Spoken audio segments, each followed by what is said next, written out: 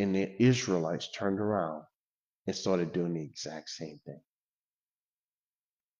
You say, they did that? Yes. I didn't say that. God said they did it all. All right. Look at this. And the Lord God of their fathers sent warnings to them by his messengers, talking about the prophets, rising up early and sending them, because he had compassion on his people and on his dwelling place.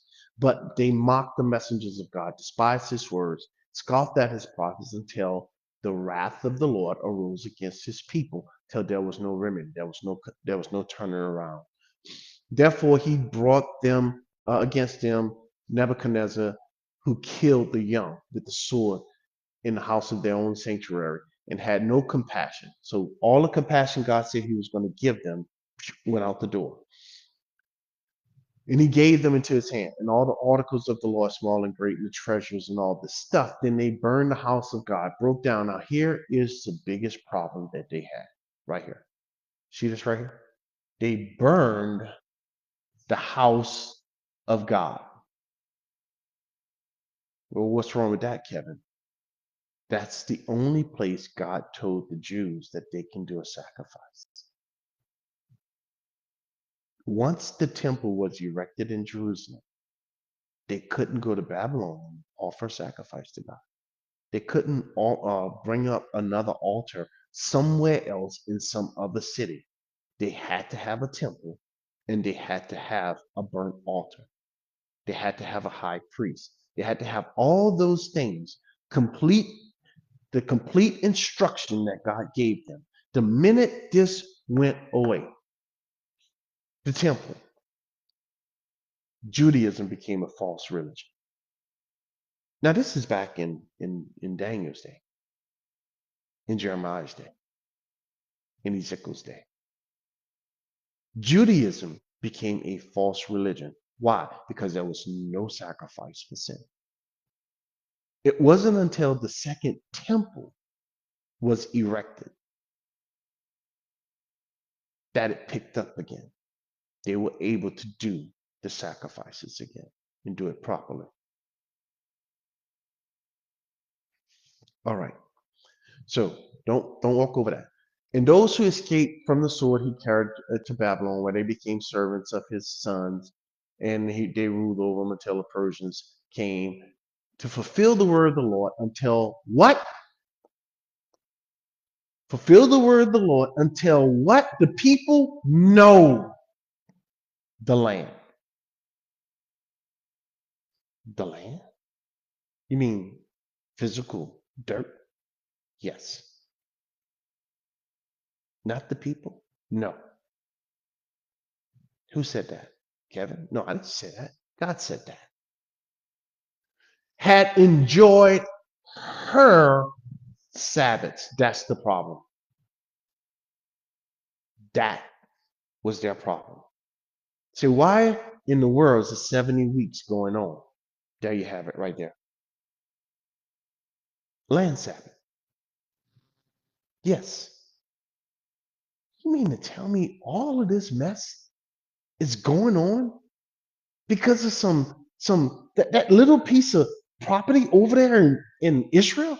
Yes. Yes.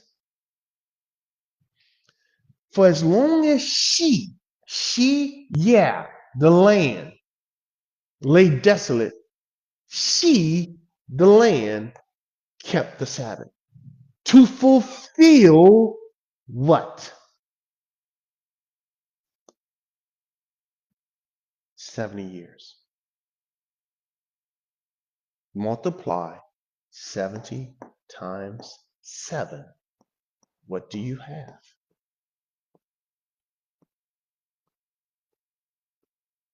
That's what Jesus said to Peter. How often shall my brother, Jesus was sent to his brothers, Israel,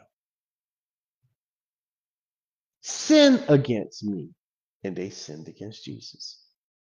And I forgive them 7 times? And what did Jesus tell them? No. I say not to you 7 times, but 70 times 7, 490 years. God said that. Now watch. Where did that come from? What in the world is he talking about? Well, now you have to come all the way back. I think it's Leviticus 15.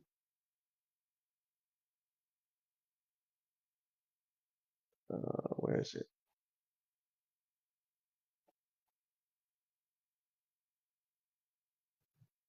Yeah, Leviticus 25. Right.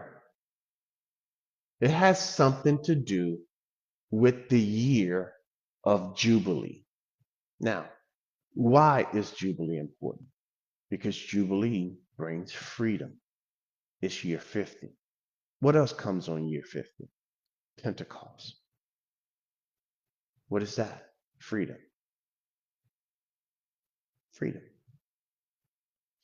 Jesus came to do what? Set the captives free.